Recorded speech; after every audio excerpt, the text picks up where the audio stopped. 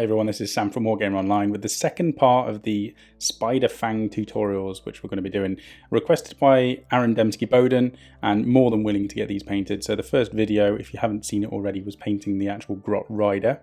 We went through how to do that, and this video is all about how to paint the gribbly little orange spider which he is riding. So I'm going to go through the process, the paints that we used, which isn't that many. It's quite an easy one to follow, and rather than the other one which had a lot of edge highlighting and very fine details which we picked out, this is mainly done with washers. And if you're doing these in a big batch, you can get a lot of these done in a very small amount of time.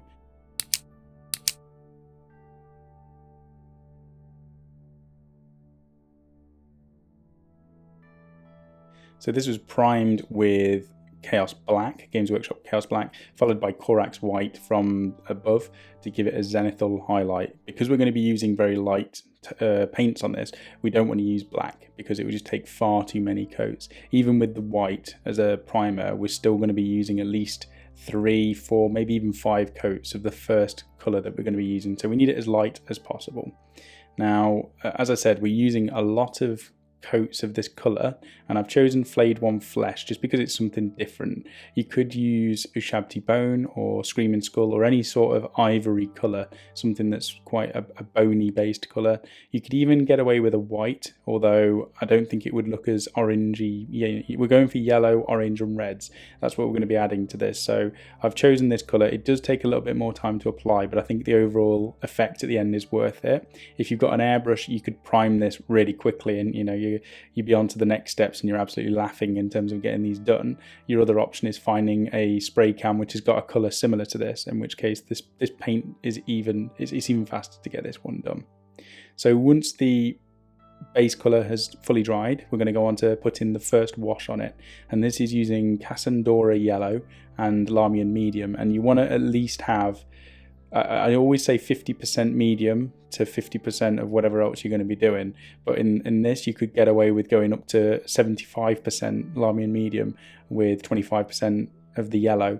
And you can see I'm just applying this all over the legs here. And actually, I'm going to add this to the entire model. And that will be the first wash, effectively. I'm applying this so it's not pooling up too much. I still don't want to have loads of watermarks. Even with the medium, you can still get it if you just let it, if you chuck the pot onto the model, you're going to get those watermarks regardless of how much medium you put into it. But you can see I'm just building it up gradually, and once this is fully dried, you can add a second coat over the legs if you want to get it a little bit darker.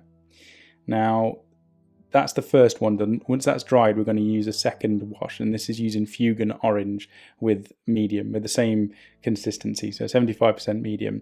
And what I wanted to do was try and have the darker areas on the legs, and I wanted the body of the spider to be quite light and pale. So the yellow that we've used all over will be pretty much the main colour, but I'm going to add this orange to all of the legs and some of the undersides. I'm going to go even darker. And all this takes is you just taking your time. Look, I'm basically applying this to the legs and seeing how dark it is, letting it dry, and then if I want to make it darker, I add another layer of this afterwards. And it's all trial and error, and it's all down to how dark you want the legs to be. If you wanted them to be orange all over, then you just apply this Fugan Orange over the entire spider, but that's down to personal preference. I'm just showing you how you actually do it, and it's as simple as mixing medium into your wash and then applying it very carefully onto the legs and taking your time going around and doing this. If you're doing like 10 or 20 of these spiders, you can obviously put the wash on all of the legs on one model, go on to the next model and do it, and by the time you get around to the first one, it'll have dried and you can start doing your second layer. So batch painting with these is certainly something that you can do, and if you're doing an army, it makes it a lot easier to actually get them done. And this is partly why I take so much time thinking about paint schemes and how you can do them effectively and efficiently to do them for an army. It's not necessarily like competition level painting, but for an army, these are going to look great on the tabletop and they don't require too much work once you've figured out the colour scheme and how to actually apply it. So I'm just showing you here the sped up process. This is, I don't normally speed up the painting. I normally leave it at standard 100% time rather than 4 times, which is what this is at the moment.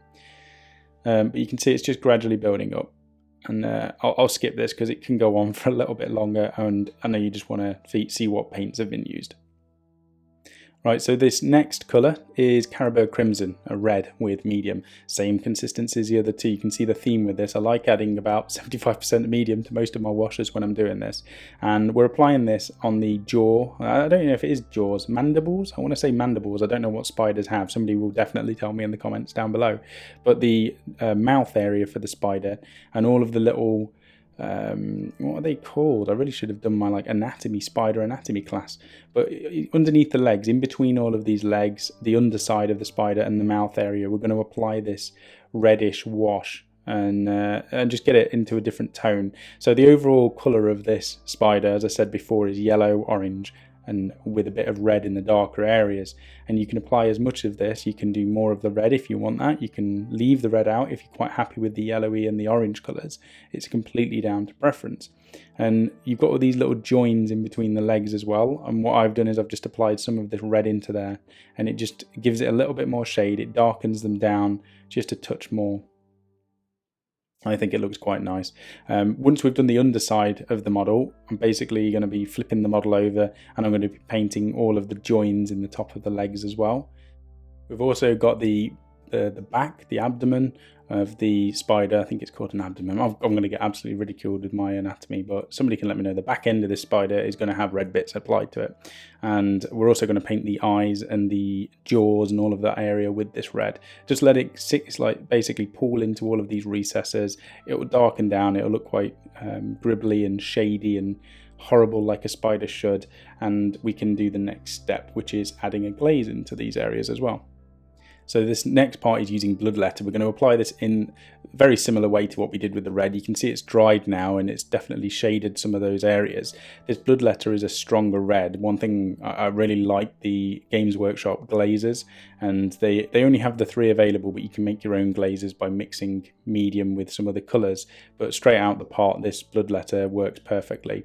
So I'm just getting this, I'm putting it into those recesses again. I'm going around the joints around the legs, making sure I've got it on the actual mouth of the spider. And I'm going to go around and do all of the legs again, all of the joins, and just put a very small, thin layer of this in between them. And this will strengthen the red. It's going to be, what's it called? It's going to enhance the red. It's going to be a bit of a stronger version of it, and it just adds another little bit of colour. So it's not just yellow with a bit of orange. You've got that nice strong red in between the joins on the legs. We're also applying this to the face. We're going to put it in each one of the eye sockets, even if there isn't an eye, because there is at least 1 or 2 eyes missing on this spider. But we're still going to apply the bloodletter in there just to give it that nice dark undertone, and then we go on to the actual details. First one is a bad and black, and we're just going to paint the spines or the spiky bits on the back of this. And you could do Rhinox hide, to be honest. You could do Rhinox hide or a brown or any sort of shade of brown basically, but I just quite liked black, especially because the final thing I'm going to do to this is add a gloss varnish. I know that doing black with a gloss looks quite nice, so I wanted to make sure I did the same thing on here. It's also quite an easy step, so if you struggle with painting, or painting isn't necessarily the best part for you, then just chucking black on the model and putting gloss on it is definitely a good way of at least putting a colour on a model, but it doesn't require too much effort or skill to do. You can see, just be neat with it, make sure you only apply it to those spines and the jaws, and then once we apply the gloss to it, it's as simple as that. It's all done. We're going to paint the eyes now. We're going to use Evil Sun's Scarlet. Now again, if you're not too great at being neat and doing really precise eye painting, you can wash in some red into these eye sockets, and that will work perfectly fine as well. You could almost leave them because of the previous steps that we've done, but if you want to do this, just put a little bit of red onto these eyes, and that will make them look a little bit better, a little bit brighter, and we move on to the final steps now. So this is an optional step. I saw some pictures. I looked on Google before I picked this colour scheme and had a look at what spiders look like a little bit closer up. And one thing I found on quite a lot of them, that they had like a glossy, slimy, shiny finish. So I wanted to see what, there's multiple ways that you can put a gloss varnish onto a model. You can blast it with a spray can at the end, a gloss spray can. You can paint it on with hard coat. You can paint it on like we're doing now with this shade varnish. And the reason I've opted for this is just to make it a little bit grittier. It was looking quite precise, quite shiny and too clean for a spider for me. So I wanted to see what the Agrax Earthshade Gloss did to it, and plus I don't use this paint on many things because I end up matte varnishing things at the end anyway, so I just wanted to see how it fared on this, and I think the end result looks quite nice. If you wanted a cleaner spider, then just skip this step and put a gloss varnish on it, or skip the gloss step entirely if you're quite happy with the end result. But I think it's added some nice texture on here. It flows quite well straight off the brush. The gloss Agrax is definitely a decent paint for certain parts on models and certain models, but I like the end result. And to finish this off, all I've done is applied Ard Coat, and I've thinned this down with just the tiniest amount of medium. You don't want to put too much medium in there because it gets rid of the shiny effect, which is the whole point of putting this on. But I've mixed enough on there just to let it flow a little bit better off the brush, and I'm applying this to the legs and the jaw and the back of the body again, just to make it even shinier. And that is the model done. You can see it's quite a nice yellowy orange colour. You've seen that it doesn't take too much to actually do it. It's just a bit of patience putting those washes on and knowing which colours to use. And in the end, with a little rider on the back of it, he looks pretty fantastic. So I'm quite happy with the end result, and I hope you are too. Hopefully this video has helped you paint the spider and you enjoyed the riding video and the spider video.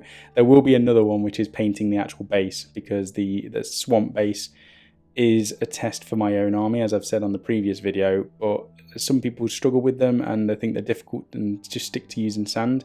But I've done a video showing you how easy it is to actually create a swamp base, so hopefully that is good to follow as well. Please like the video if you did enjoy watching this, and if it has helped you, please let us know in the comments down below. Subscribe if you're not already subscribed, and I want to thank Aaron Dembski-Bowden for suggesting to paint this spider for a tutorial as well, because without him suggesting it, I probably wouldn't have done it. So thanks for him suggesting it, and thanks to you for watching this. I'll see you on the next video.